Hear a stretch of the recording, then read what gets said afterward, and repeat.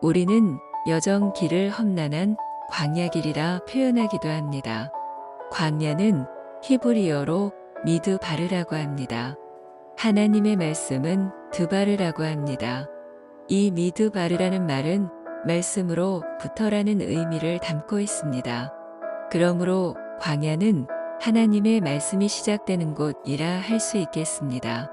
광야를 통해서 하나님은 만나와 불기둥과 율법과 성막을 통하여 하나님을 알게 하십니다.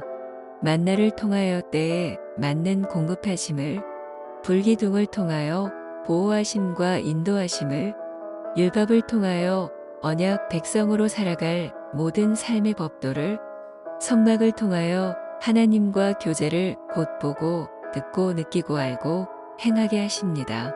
그러므로 전적인 하나님의 은혜가 없이는 통과할 수 없는 곳이 광야의 길, 믿음의 사람들에게 있어 삶의 길이란 광야의 길, 순례자의 길이라고 말하고 있습니다.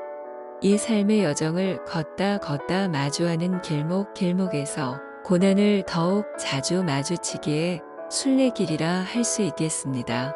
울퉁불퉁 평탄하지 않는 그 길 위에서 믿음과 인내로 본향의 소망을 가슴에 담고 한 산을 넘고 또 한 산을 넘으며 성장해 나가다 내 안에서부터 본향에 먼저 다다를 그쯤 진정한 영원한 나의 본향에 다다르게 되는 것, 그것이 순례자의 길인 듯합니다.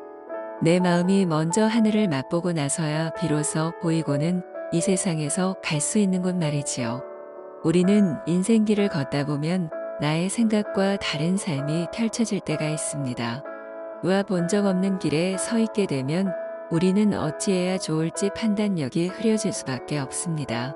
그럴 때 우리는 그 길에서 잠시 멈추어야 합니다. 잘못 들어선 길의 원인을 모른 채 계속 가다 결국 더 깊은 숲속으로 들어가게 될 것이기 때문입니다. 그때 하나님은 멈추어야 할 그 길 위에도 우리를 향해 멈추라 표지판을 세워주십니다.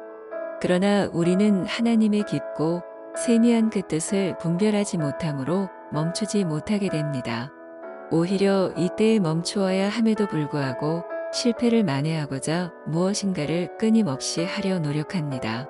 문제의 원인을 하나님께 와서 찾으러 하나 잠잠히 말씀하시는 하나님의 음성을 들으려 하나님 앞에 앉지 않는다는 것입니다. 이때 하나님의 뜻을 알고자 하면서 계속해 무엇인가를 하려 애를 씁니다. 그 이유인 즉 이것을 하면 하나님이 좋아하실까? 저것을 하면 하나님이 좋아하실까? 지금의 어려움이 나의 잘못으로 비롯된 것이라 생각하며 하나님이 좋아하실 만한 것을 함으로 하나님의 노여움에서 벗어나고자 열심을 다하는 잘못된 방법을 선택하게 되는 것입니다. 말하자면 하나님을 설득하여 이 고난에서 빨리 벗어나고자 하는 마음에서 비롯된 잘못된 생각과 판단에서 비롯된 것이라 할 수 있겠습니다. 성경은 하나님을 아는 것이 모든 지식의 근본이라고 말씀하고 계십니다. 우리에게 상상하지 못했던 고난이 찾아오면 가장 먼저 해야 할 것은 아무것도 하지 않는 것입니다. 고난의 이유가 나로 비롯된 것인지 타인에 의한 것인지 하나님에게는 중요하지 않습니다. 누구의 잘잘못을 따지기 이전에 이 고난을 허락하신 하나님의 심중을 알고자 조용히 내 신을 벗고 하나님 앞에 앉아야 합니다. 이때는 가만히 나의 모든 생각을 내려놓고 하나님이 말씀하실 때까지 인내의 시간, 과정을 견디어야 합니다.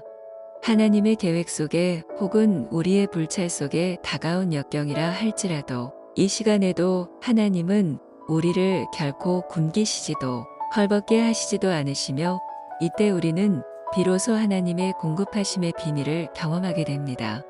그러기에 하나님 앞에 앉는다는 것은 이런 알 수 없는 현실을 모두 맡겨드린다는 믿음 없이는 결코 하나님 앞에 앉을 수 없습니다. 믿음은 기쁠 때보다 역경 속에 있을 때 더욱 필요하며 더욱 간절해집니다. 우리가 역경 속에 있을 때 누구나 잘못을 범할 수 있는 그것은 하나님의 뜻은 다른 곳에 있는데도 불구하고 우리는 우리의 습관과 고정되어 있는 사고 판단, 경험으로 우리를 향한 하나님의 계획이 그리고 때가 지연된다는 것입니다.